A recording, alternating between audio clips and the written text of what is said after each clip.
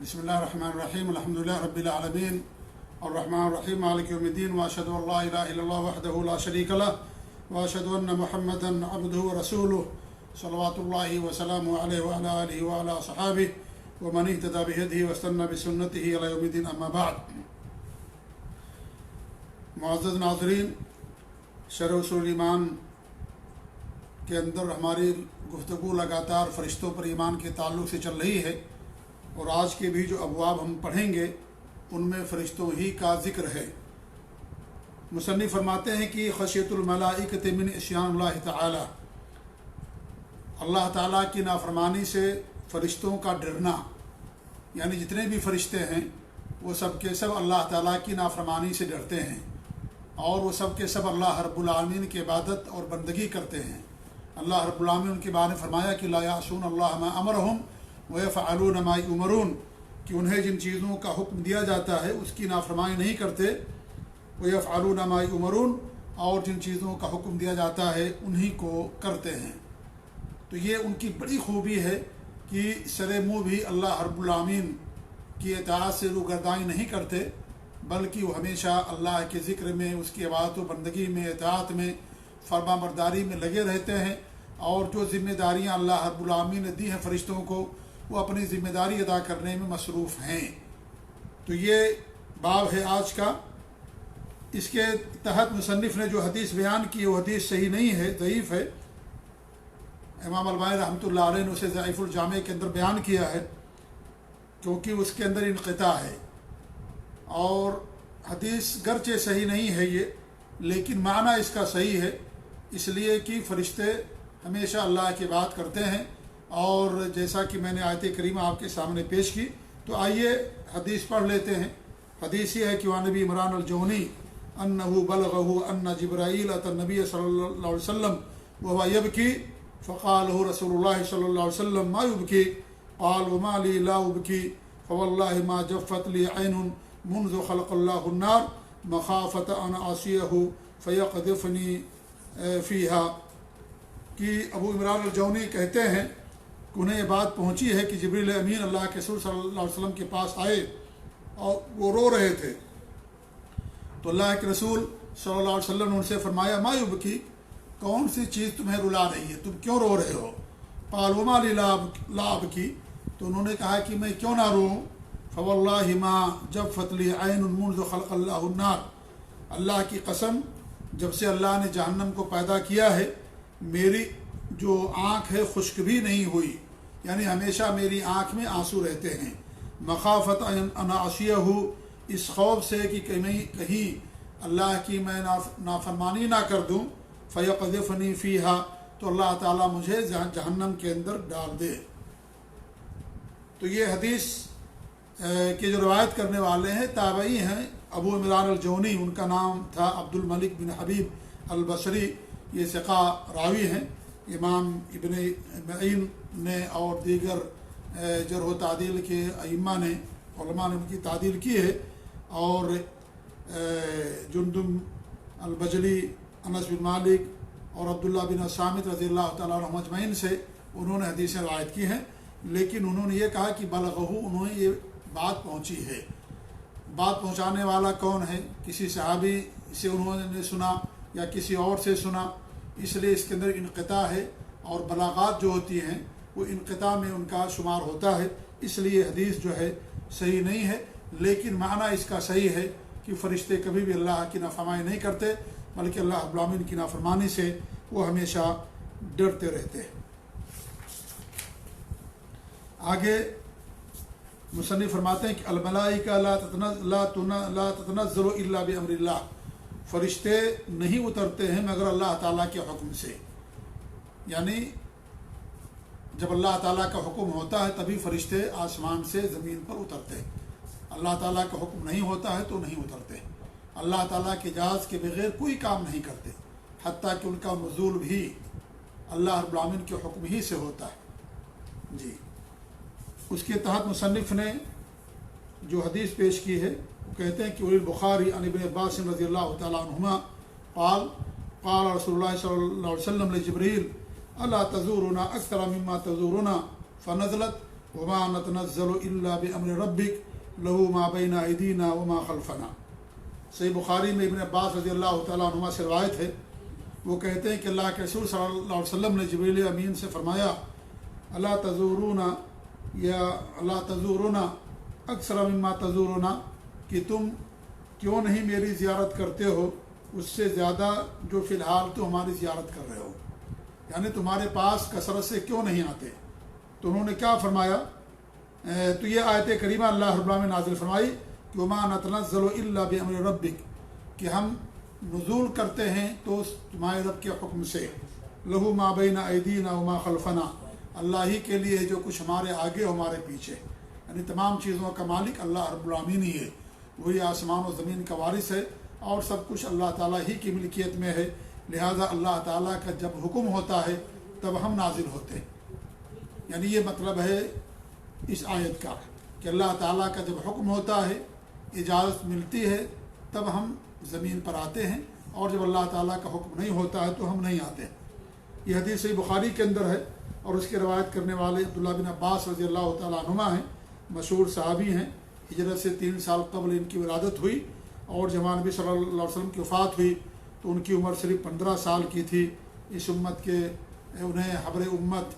मुफस्सिर कुरान और तर्जुमान कुरान कहा जाता है। हमारे नबी ने उनके लिए दुआ की थी कि अल्लाह रब्बुल आलमीन उन्हें कुरान की तावील यानी तफसीर का इल्म अता फरमा,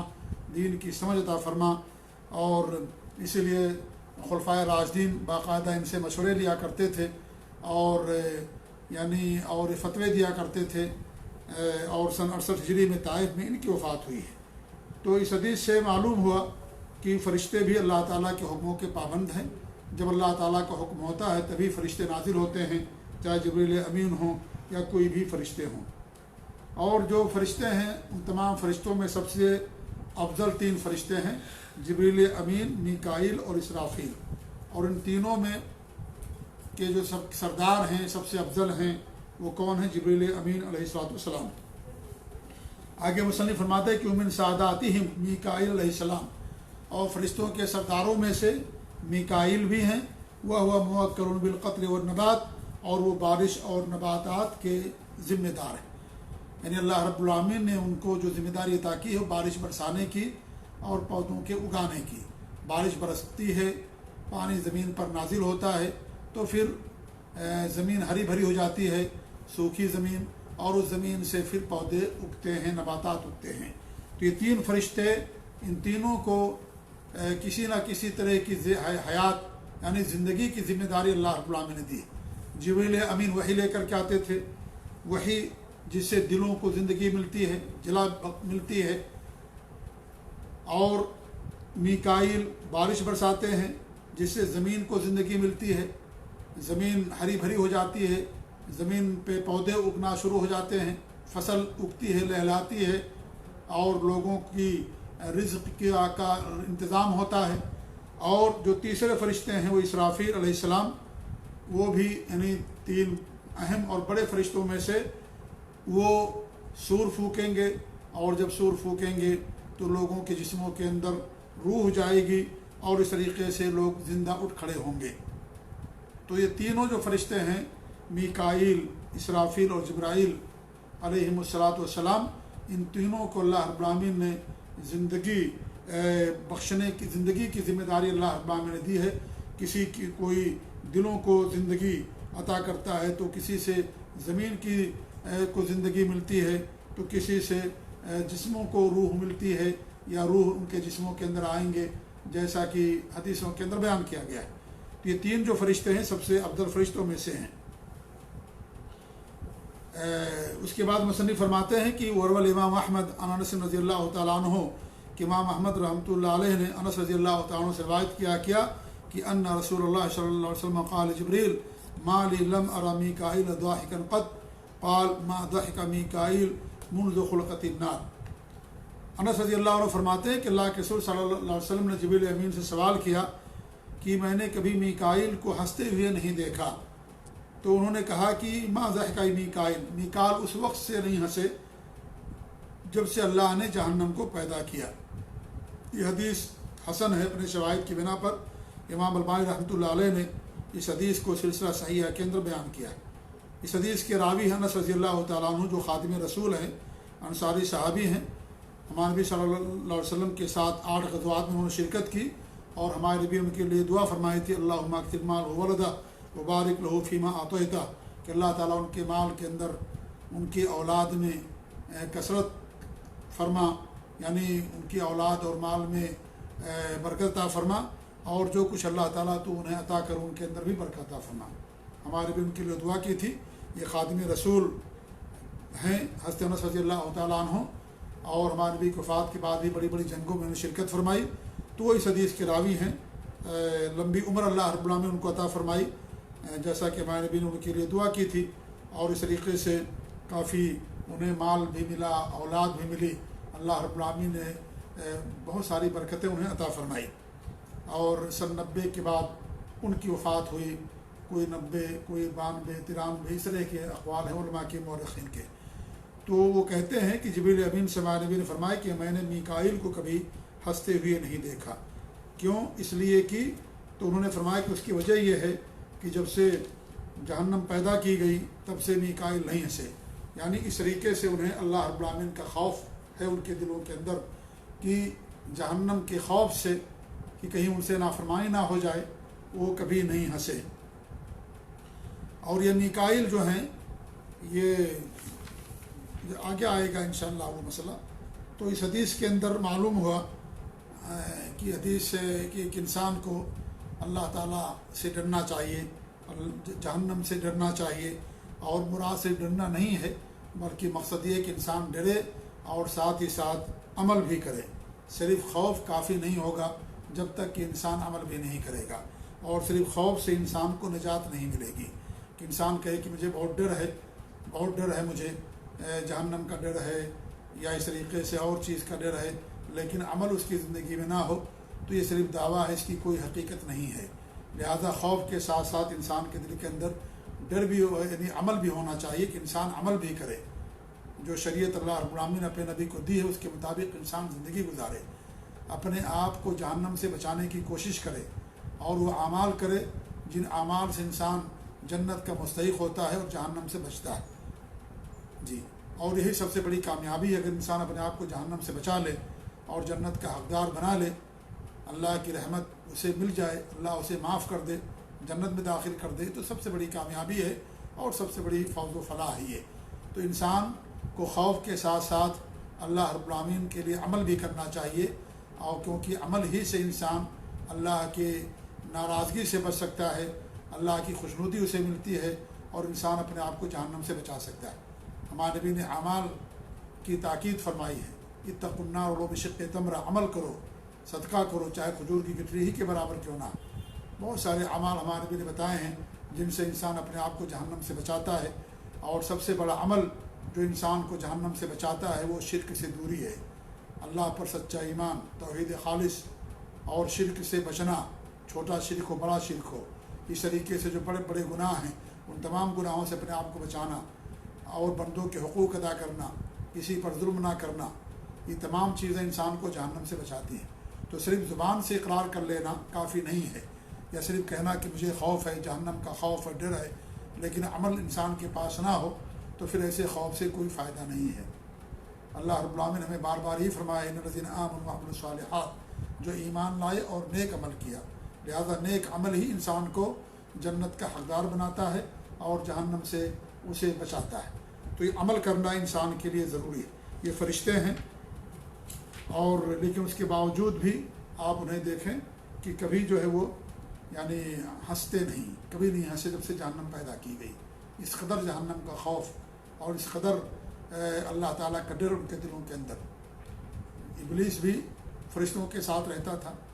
اور اللہ کا عابد تھا، وہ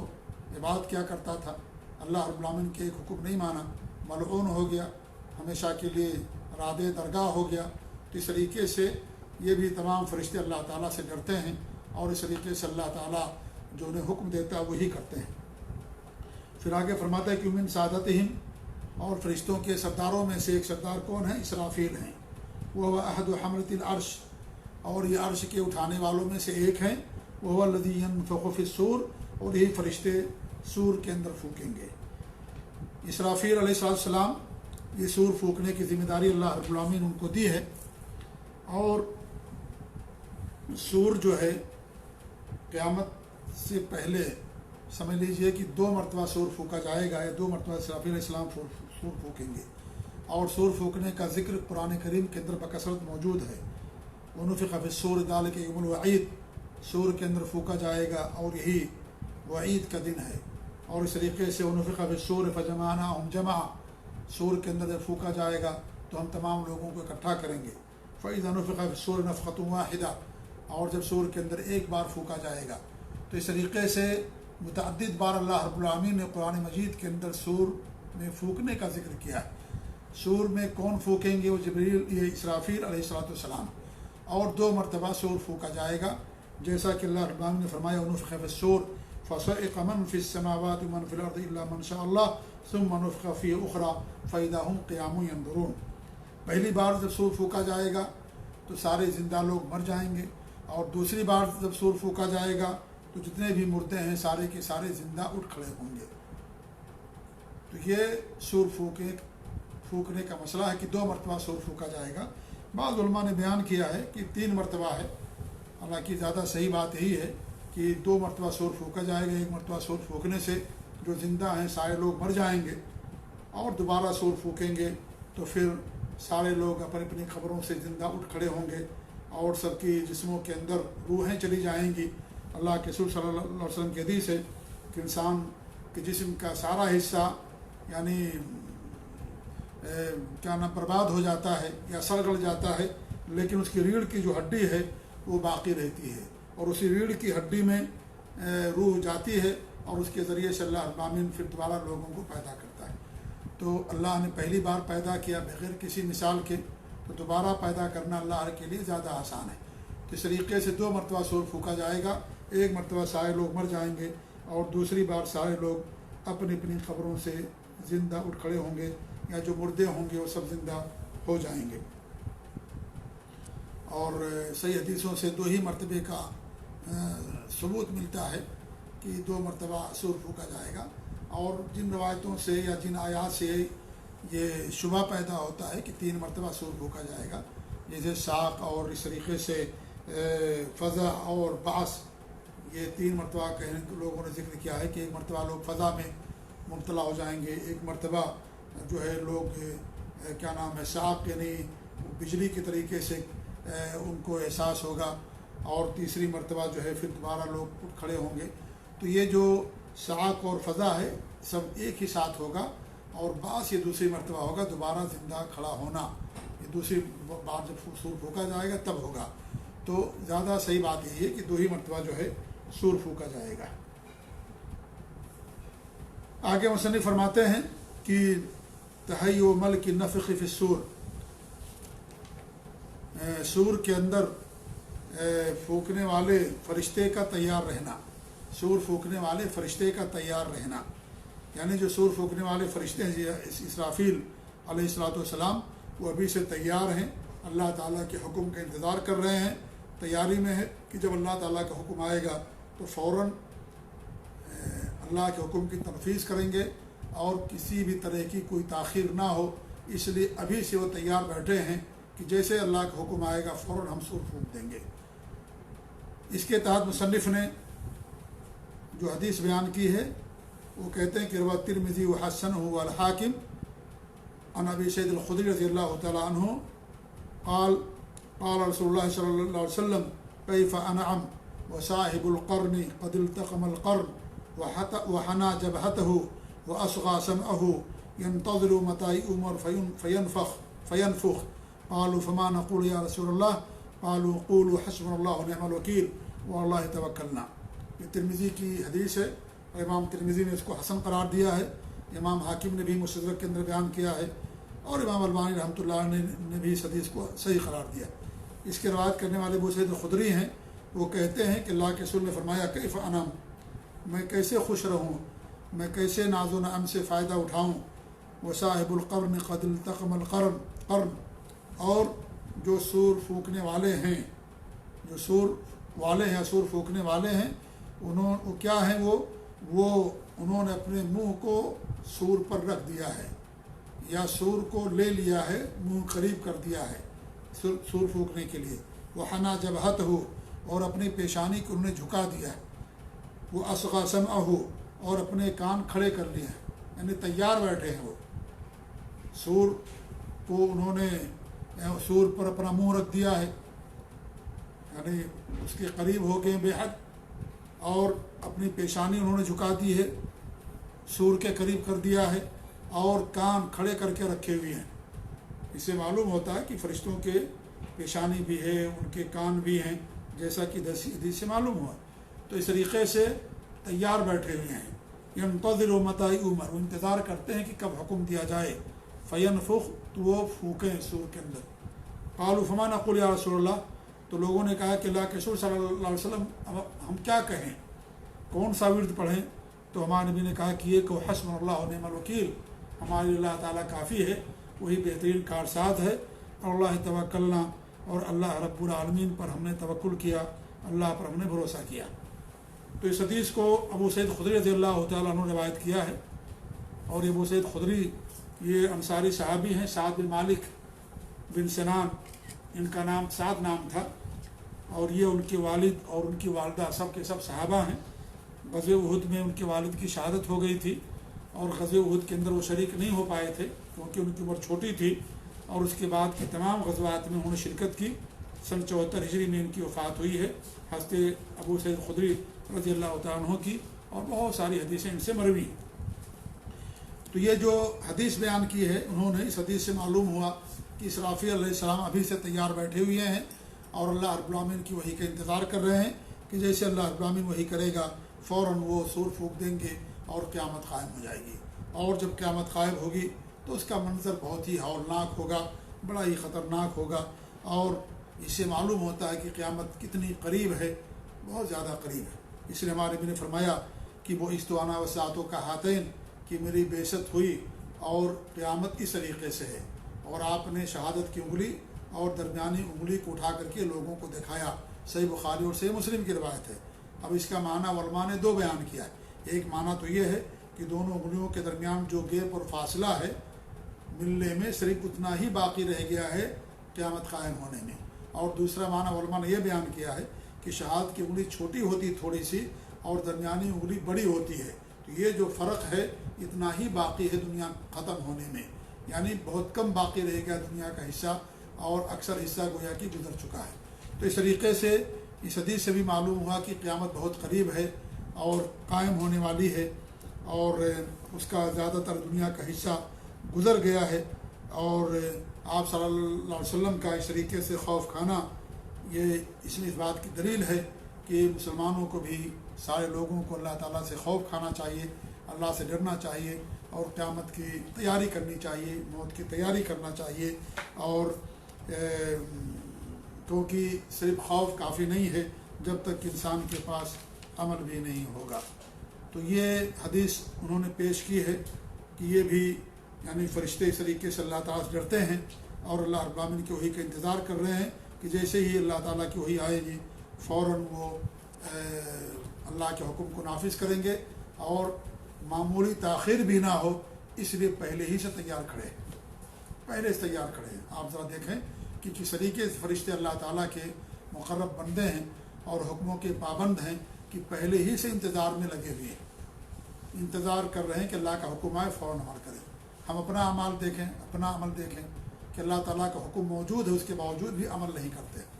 وہ اللہ تعالیٰ کے حکم کا انتظار کر رہے ہیں کہ اللہ تعالیٰ کا حکم آ جائے فوراً اس کے اوپر عمل کرنے، کہیں تاخیر نہ ہو جائے، کہیں تاخیر نہ ہو جائے، اس لیے پہلے سے کان کھڑے کر کے رکھے ہوئے ہیں، ایک دم قریب ہو گئے، سور لے کر کے بیٹھے ہوئے ہیں۔ ایسا نہ ہو کہ وہ سور بعد میں لیں تو تاخیر ہو جائے، یا پہلے سے یعنی کان نہ لگائے ہوئے ہوں تو ہو سکتا ہے سننے میں کچھ تاخیر ہو جائے۔ جھکے ہوئے ہیں باقاعدہ سور کے سامنے، یعنی اس کے قریب ہیں کہ جیسے حکم آئے گا فوراً اسی وقت سور پھونکیں گے، یعنی اللہ کے حکم کا پابند کس طریقے سے، اللہ کے حکم کا کس طریقے سے انتظار کر رہے ہیں۔ اور آج ہمارا حال کیا ہے؟ اللہ تعالیٰ کا حکم موجود ہے، نبی کا حکم موجود ہے، اس کے باوجود بھی عمل نہیں کرتے، اس کے باوجود بھی ہم شریعت کے پابند نہیں ہوتے۔ جی ہاں، کس چیز کا ہم انتظار کر رہے ہیں کہ وہ آنے کے بعد یہ دنیا عمل کے لیے ہے. آج عمل ہے، حساب نہیں ہے. کل حساب ہوگا، عمل کرنے کا موقع نہیں ملے گا. تو آج جو بھی ہم عمل کر لیں، عمل کا دفتر ہم اپنا تیار کر لیں تاکہ قیامت کے دن اللہ تعالیٰ کی رحمت کے مستحق ہوں. تو اللہ نے ہمیں موقع دیا، عمر دی ہے، تو اس عمر کا فائدہ انسان کو اٹھا کر کے دنیا کو اللہ نے دار العمل بنایا ہے. جتنی نیکی کر سکتا نیکی کر لے دنیا کے اندر، ورنہ پھر آخرت میں اس کو نیکی کرنے کا موقع نہیں ملے گا، جہاں انسان ایک ایک نیکی کا محتاج ہوگا، ایک ایک نیکی کا محتاج ہوگا.